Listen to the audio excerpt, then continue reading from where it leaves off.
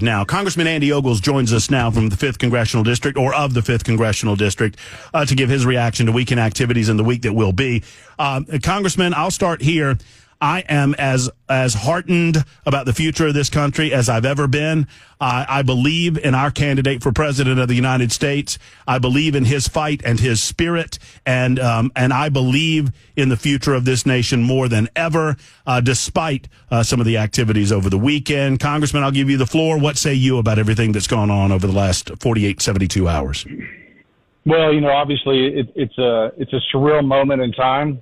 Any time that someone tries to assassinate the president, and they grazed him, he was shot. So I had actually had left the president, Donald Trump, a message just a few hours before. It had to do with the vice presidential pick, and I was on a plane and I landed, and my phone just started going chaotic, and both from official announcements from the Secret Service and the Capitol Police to friends and family, et cetera. And so there's that moment in time where things move slowly as you're trying to ascertain what's happened. Now we know that Donald Trump is okay. But what I'll say is what you saw in that moment was leadership. So juxtapose that to Joe Biden. And I'm not trying to be mean here, but he gets lost on the stage. He gets lost in the Rose Garden. He has trouble putting a sentence together. He calls his vice president Donald Trump. He calls, Zelensky Putin. I mean, it's just gaffe after gaffe because he's not there mentally. And then you have President Trump who gets shot.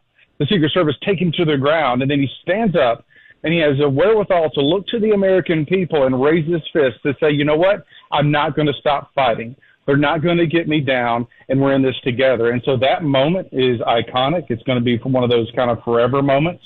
And I think his speech that he'll give on Thursday night is going to be one. You have those moments in time where you have I have a dream speech. You have a tear down that wall, Mr. Gorbachev, and you're going to have a message of strength and unity from Donald Trump as we go forward. Congressman, has there been enough time to consider the mistakes made? Have you had time to consider some of your questions? Obviously, there will be a full-throated congressional investigation led by House Republicans. I have no question about that.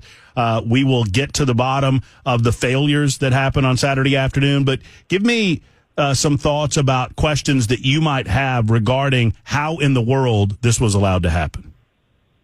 Well, I think there's lots of points we could discuss, right? But I think the two glaring questions are, how was that rooftop, the closest rooftop with a straight line of sight to the president, the former president, and most likely future president, of course, I believe the next president, wasn't secure? Now, whether the Secret Service had delegated that to local or state police, the Secret Service is still in charge, right? And then there's that moment in time where they're moving the president into the vehicle, and you have some individuals that are trying to move him. One, that they're fumbling with the weapons, they're having trouble holstering them. Mm-hmm. He's 6'5" or whatever size he is, 280, 300 pounds, and they're like 5'4". You can't be 5'4" and protect a man that's 6'5". It's just, it's nonsense. But what it reflects is this DEI policies, these woke policies of the progressive Democrats, where they're trying to, not hire the best person for the job. Rather, they're hiring to the lowest common denominator. There's a whole host of failures. Some of it was in the moment and not securing that building, but some of it are more systemic in that who are they hiring to do these jobs? Look, you're not going to have a center that's built like me in the NFL, right? I'm 5'11", 6 foot when I'm wearing boots. I'm 180 pounds. Like, I don't want to snap the ball, and you certainly aren't going to put me there. You're going to have a big guy with some mass, right? This is no different than the Secret Service. This is common sense. And who they put up there? Some tiny folks who couldn't protect the president. That's criminal in my mind, and heads need to roll. Secret Service Director Kimberly Cheadle expressed her desire to diversify the Secret Service upon her appointment as director of the Secret Service. Congressman Ogles, do you believe that Kimberly Cheadle, knowing what we know about Saturday afternoon, should immediately resign? Resign, be fired, be impeached. Whatever mechanism we have or have to do to get her out of there, because this showed the world, bad actors in the world, that the Secret Service today isn't the Secret Service of yesterday. They've got a lot of introspection to do. They have to change protocols, and they've got to dot some I's and cross the T's. Again, if you're some terrorist bad actor and you saw that, This kid presumably did not have any advanced military training. He was kind of a loner. He was part of a gun club or had some gun enthusiasts. How does someone like that get on top of that building and be able to take a shot at the president? He shouldn't have been able to get within 300-400 yards of the president, much less on a rooftop. Let's, in the moments that you have, because I know you have a very busy schedule, and I appreciate you spending time with us, Congressman Andy Ogles, on with us discussing the events of Saturday evening, the assassination attempt against former President Donald Trump, and the RNC this week. We know that there will be an announcement today, Congressman. I don't know if you have any inside scoop or inside skinny as to who it might be, or a lean or an inclination, just a feeling. Talk to us about who you think might be selected as vice president, a candidate for the United States office. Well, President Trump had an impossible task. I mean, you've got Burgum, you got J.D. Vance, you got Rubio, you've got my buddy Byron Donalds, you've got Ben Carson. I mean, any one of those, you've got Stefanik. I mean, you just go down the list. Riches of talent. Anyone would do a great job. It would seem that the win is tipped towards J.D. Vance, but I'll have to say I'm biased towards Ben Carson. He's a good man. He's a friend of mine. And so if I were picking, I would go with Carson. But again, no matter who Donald Trump picks, the Republicans in a better place with them than they are with Joe Biden or Kamala Harris. Look, whether it's the border, whether it's the 12, 13, 14-year-old girls that have been systematically raped by illegals all over the country, the inflation. I mean, you just go down and down the list. It's a long list. Americans are struggling.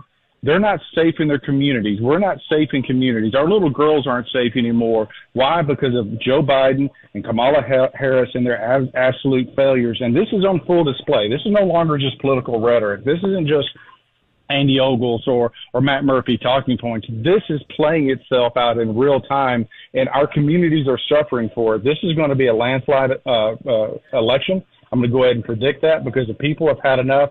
He had 107,000 people show up to a rally in New Jersey, not Tennessee, but New Jersey. Mm-hmm. There's something out there. This is different than it had, like the last red wave that didn't materialize. You're seeing it on the ground. You're feeling it.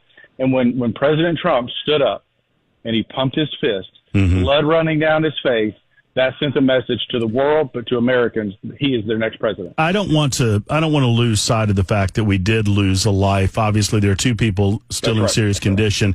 And the retired fire chief, Corey Comparatore, I think I'm pronouncing his last name correctly. I hope I am, lost his life to an assassin. Obviously, that is tragic, and our heart goes out to the families. But at the same time, I don't talk about faith a lot on the show because I don't pretend to know the mind of God. But Andy, I got chills in the aftermath of what happened Saturday because I have to believe that the hand of God was at that scene. Oh, again, don't know the mind of God, but from my perspective, lay perspective, that was a God moment. That was a providential moment. And so if you watch it in the Capitol Police, they share some stuff with us. But when you look at the diagramming where the bullet, had he stayed still, it would have entered and exited out of the back of his head. It would have literally blown the back of his head off. But he turned ever so slightly, just ever so slightly. And in that moment, as that bullet whizzed by, it hit his ear instead of going through his temple and blowing out the back of his brain. Ladies and gentlemen, that is an act of God. That is miraculous, whether you like Trump or don't. That man's life was saved in that moment. And look, God has used a lot of unsavory people throughout history to do great things. God has used great people to do great things. You make your own judgment of where Donald Trump stands on that graph. But that being said, there were people, there was innocent bystanders in the background. Congressman Ronnie Jackson, his nephew, was grazed by the bullet. The fireman you spoke of, he turned and he shielded, my understanding, his daughters to protect them from the gunfire. And he literally gave his life in service to his family. And so if there's ever a moment to take a moment of silence and to pause and to just all of your listeners, me, my family, to say, let's pray for that family. But because their life was shattered in that moment, and he was doing what any dad should do, protect his family. But that being said, there's a lot at stake in this election, and we need you to go out and vote. Don't take it for granted. Make sure your vote is heard, because we don't need to just win the Electoral College. We need to win the popular vote. We need Tennessee to turn out big and to send a message to the progressive Democrats who are destroying this country that we have had enough.